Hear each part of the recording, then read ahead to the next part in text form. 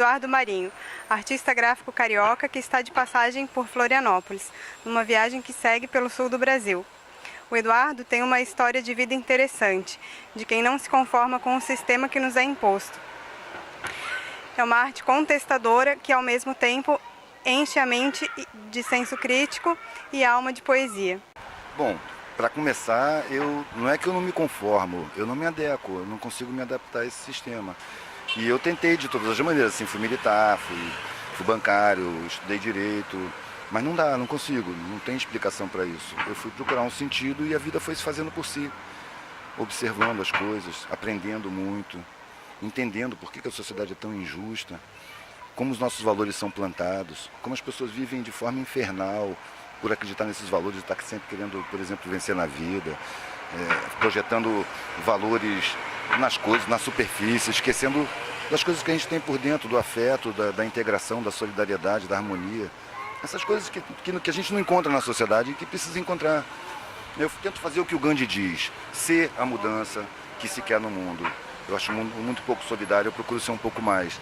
O mundo é muito competitivo, eu procuro não ser competitivo em nada. Não estou querendo vencer na vida, só que estou querendo viver em paz, o mais em paz possível. Primeiro eu fiquei sem nada mesmo, uma mochila nas costas e caminhando, dormindo em qualquer lugar. No estilo hippie antigo, na época ainda tinha hippies, né? Eu fui ser o que chamava na época micróbio. Não tinha nada. E tinha que pedir até o que comer. São experiências muito ricas, que a maioria das pessoas vê como depressivas ou humilhantes. A pessoa que tem muito orgulho, ela não consegue entender qual é a da humildade, ela confunde a humildade com a humilhação. A gente, quando tem humildade, a gente não se sente menor e não se ofende com nada, a gente vive muito mais em paz, porque também a gente não se sente maior do que ninguém e não tem necessidade de disputar nada com ninguém. Então isso deixa a gente em condição de estar sempre aprendendo. Até com insulto a gente aprende, mas as pessoas preferem se aborrecer. Você com humildade, você se aborrece muito menos. Você entende o porquê da agressão, você não se sente diminuído com ela. Você vê uma pessoa descontrolada, você não vai se descontrolar junto, né? E como é que tu ficaste conhecido no Brasil inteiro? Meu trabalho me levou a dialogar muito com as pessoas. Vendendo artesanato, eu comecei a escrever o que eu pensava, fazer brochinhos gravados em relevo no metal, sabe? E isso me levou a muita ideia, muita gente que pensa, muito debate, muita conversa, sabe? E eu acostumei a trabalhar sempre falando com as pessoas. Um dia chegaram pessoas com câmera e microfone e filmaram o que eu estava fazendo, que era normal, o dia a dia. Só que essas vieram perguntando mais do que as pessoas que estão olhando o meu trabalho, porque elas eram jornalistas e estavam trabalhando nas perguntas, né? Então, eu falei tudo o que eu falo sempre, minha visão de mundo, que não é nenhuma verdade, é só minha visão de mundo, é a forma que eu vejo, não tenho nenhum apego nas minhas ideias. Pelo contrário, nem gosto da maioria delas, gostaria de estar errado em muita coisa. Então, só é um desenvolvimento do trabalho. Aí, mandou para o mundo pela internet. E as pessoas começaram a ficar espantadas. Mas eu não estou vendo nada demais no que eu estou falando, eu estou só vendo o mundo à minha volta. Estou vivenciando na função de aprender. E nessa função de aprender, a decorrência dela é explanar, né? O fluxo, botar para fora também. Não é para eu aprender sozinho, é para eu trocar com as pessoas. Até porque as pessoas acabam te corrigindo quando você está errado. Né? E a tua arte? Tu consideras que a tua arte tem um caráter político? Aí eu vou cair no jargão do tudo é político, né? A minha arte é uma necessidade que eu tenho. Na verdade, ela é um veículo, não é o foco. Para mim, não é a arte pela arte. A arte é um veículo que eu uso para dizer o que eu penso. Numa sociedade, numa estrutura social que me maltrata o sentimento. Sabe? Eu sinto essas pessoas abandonadas. Eu sinto as injustiças. Eu sinto a opulência e o luxo. Não focalizo assim nas pessoas, não. Mas eu vejo que a estrutura, o sistema social é podre, dominado por pouca gente que não está nem aí com o sofrimento da maioria. Não é possível acreditar que a miséria é necessária. É impossível de acabar com a miséria. É mentira, tem dinheiro, tem conhecimento para isso. Não tem permissão para isso. A miséria serve para submeter o trabalhador por chantagem. Por medo de ficar na miséria, ele aceita trabalhos mal pagos, condições horríveis de trabalho. A formação de privilégios necessita da destruição de direitos. Os direitos da maioria são simplesmente roubados. O Estado não cumpre sua Constituição. Porque esse punhado precisa ter privilégios demais. É preciso roubar os direitos. Por que a educação é uma porcaria? É inegável que a educação é uma porcaria. A pessoa termina o ensino médio e não consegue ler um texto. Às vezes termina o ensino superior e não consegue ler um texto. Então existe uma ignorância plantada. É necessária, criada para as pessoas não se darem conta do que acontece. Porque o que acontece é muito óbvio, basta refletir um pouquinho. A gente é levado a acreditar em mentiras. As correntes da escravidão contemporânea são fabricadas com mentiras. E o que dá força para essas correntes prenderem a gente é a gente acreditar nelas.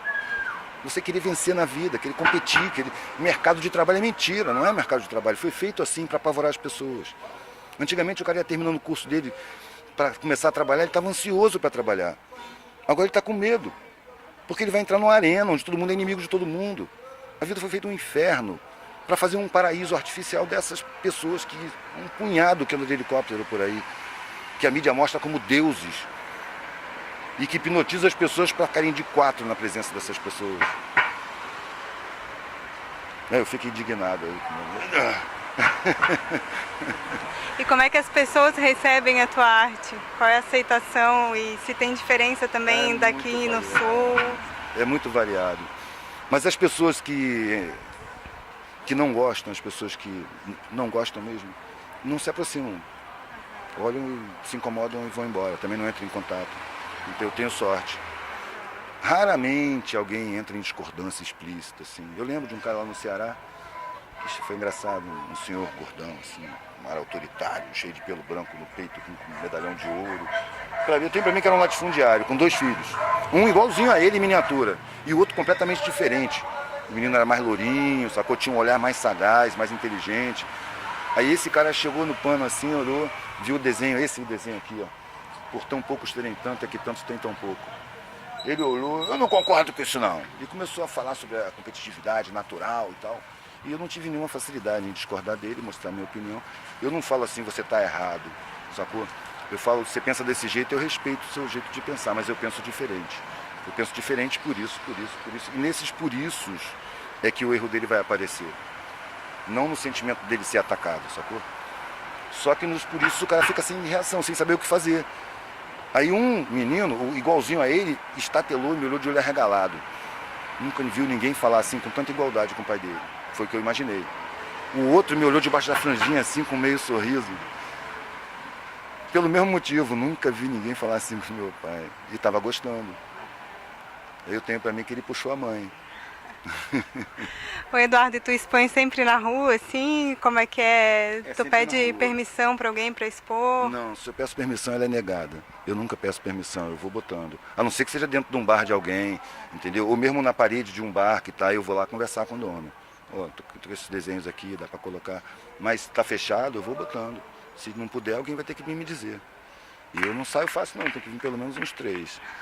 Senão eu fico conversando, não é que eu sou valente, vou peitar, vou insultar, não, vou ficar comentando, pô, o que tem, eu tô só botando meu desenho, não, tira, calma, vamos conversar, e vai levando, cara.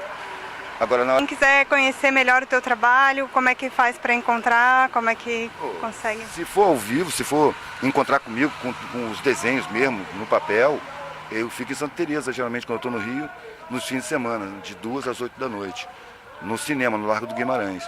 Agora, na internet tem. Tem o blog, observarabsorver.blogspot.com. Né? Dentro dele tem um linkzinho que é Ver o Trampo.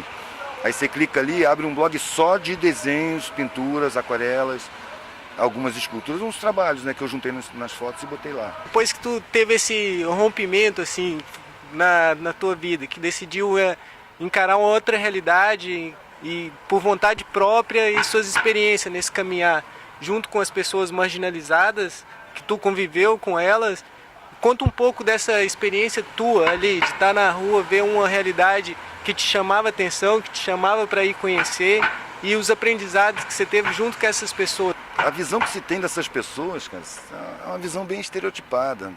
O que eu fui descobrindo é que são pessoas, não são lixo como a gente vê, que tem sentimentos, personalidades, tem pessoas interessantíssimas, tem pessoas agressivas, tem pessoas que piram. Miséria pira, né, cara? É muito sofrimento o tempo todo. Tem uns que piram, cara. Começa a falar sozinho. Tem outros inteligentíssimos, tem outros que têm uma esperteza inata. Tem os que fazem só roda. Tem os bois que não têm expressão nenhuma, que se sentem mesmo um lixo. Tem os revoltados que guardam a revolta que pode explodir a qualquer momento. Tem os que deterioram o caráter, são capazes de qualquer coisa. Tem de tudo, cara. É gente, é ser humano. O que eu aprendi foi que tudo é gente, que ninguém é superior a ninguém. Superior são as condições, cara. Internamente todo mundo é gente, tem sentimento. Eu vi o mendigo morrendo, cara. numa casa abandonada lá no Ceará. E os amigos em volta. E o cara estava sorrindo e o cachorro dele estava na cama com ele, na cama em cima de um papelão. E lambendo a cara dele. E ele estava sorrindo. Sabe? E eu li um pedacinho de um livro que é feito em cima de entrevistas de enfermeiras que trabalham com pacientes em estado terminal, de clínicas particulares, né, para pessoas bem abonadas, e viram morrer pessoas dizendo que o desejo mais forte dessas pessoas seria ter o afeto da família, ter vivido mais afetivamente, de ser mais carinhoso, de dizer que ama, de se sentir amado. Sabe? Nesse momento aparece o valor da vida, né? E a pessoa se sente desperdiçada. Ou seja, nas condições de miséria eu encontrei uma humanidade muito mais bonita do que nas condições de opulência. Na opulência você necessariamente precisa esquecer que existe gente sofrendo.